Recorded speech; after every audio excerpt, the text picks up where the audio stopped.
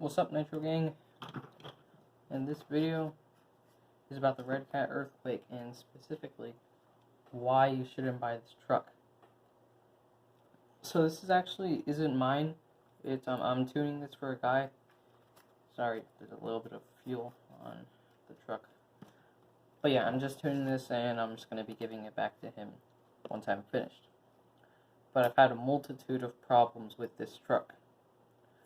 Now, I was using Torco 20% right here. I'm actually all out, so I'm going to be switching over to bone screw, but this is what I've been running in all my trucks, and it runs perfectly in my T-Max right here, and my Savage. Now, that feels really good feel, but I only have this much left. So I decided to switch over to Byron's Gen 2. Which is one of the best fuels you can get. However, they are discontinued, so you're going to have trouble finding them. And they're usually pretty expensive, so whatever. So, I haven't run it with the Byrons yet, but I'm pretty sure it's going to be hard to tune anyways. And that brings me to my first problem with this truck, and probably for beginners, which this is more oriented to, because this is a really cheap car, $300 for a ready-to-run 8th scale big block Nitro is really cheap. Usually when you get a Savage or a T-Max or something, you're looking at like 600, 700, and yeah, once you start adding upgrades, it's going to be even crazier. Like my T-Max, I've spent probably 1.5 grand. So yeah, this is oriented more towards beginners. And the issue I have with it is that this engine, decent power output, 21 sh, but the freaking tuning is so it keeps on bogging down. And I've seen a ton of YouTube videos about this, and so many people in the comments just say, oh yeah, mine bogs down too. I don't know what I'm doing with the tuning, and it just keeps on bogging down.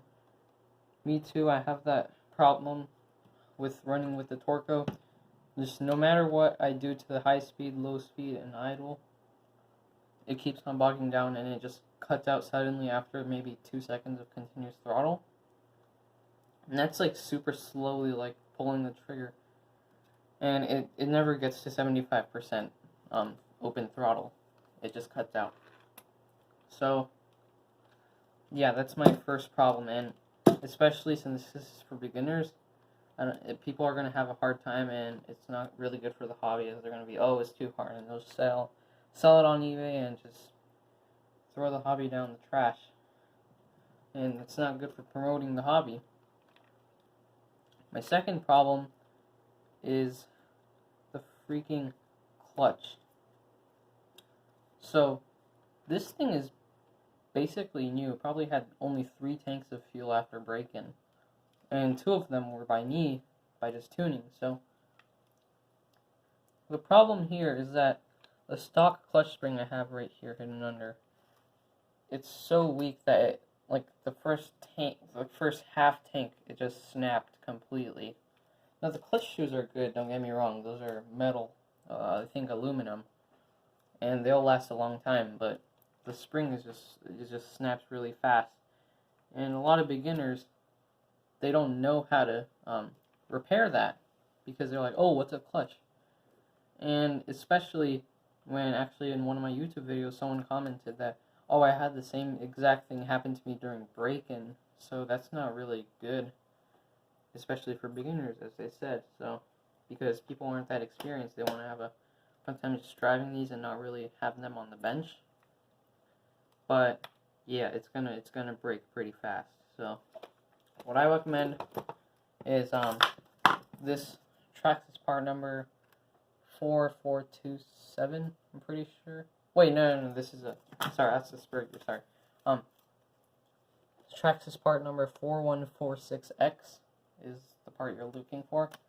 And it's a clutch set with these plastic shoes and a spring. So I already have mine installed in here, but the clutch shoes, I'm reusing the Redcat shoes because those are fine, but I just took out the spring and used it in here. And that's what a lot of people wind up doing, because this spring just breaks really easily, and yeah, you're just gonna have to get a new, better one from Traxxas. So I mean, that's really easy for an experienced person like me, but honestly, beginners, they aren't they aren't really gonna know how to do this. So um, again, they're gonna be, oh, this hobby is full of scammers and it's a hard hobby and I don't really like it, and that's what's gonna happen. They're gonna just move on to something else, like I don't know, like RC airplanes or something. That's a cool hobby, but we want people to get into Nitro, part of the Nitro game. So yeah, that's basically all the two reasons that you shouldn't buy this truck as a beginner. And as overall, like even me, experienced person, I took off basically everything. I inspected all the fuel lines, took off the fuel tank, inspected that, inspected all the seals on the carburetor and all the screws, and they all seemed fine, but it just wouldn't tune correctly. It just would keep on cutting out after giving it continuous throttle. Again, that is with my Torco fuel. I just don't know if this truck doesn't like that fuel. I'm going to try Byron's, but I highly doubt that it'll do any difference. It's just a weird thing about this engine. It just doesn't want to keep on going for a speed run. So yeah. However, one thing that is nice to see is that these are all metal dog bones, unlike the Traxxas 2.5 T-Max. The older models, they all had plastic ones, and this one has metal, so that's really nice to see. I mean, $300 for a ready to run big block 8th scale, you really can't beat that, but honestly, it's not really worth it when you have to change a bunch of stuff and just the tuning is such a pain in the back. Yeah, one good upgrade I saw is that I think these are cast aluminum or steel or some kind of metal. These front steering caster blocks, probably because like people crash them and just not to break. So that's one good thing I saw in this truck. But honestly, the bad outweighs the good, and I just don't think you should spend your money on this truck. That's it for this video. Thanks for watching. I'll see you next time.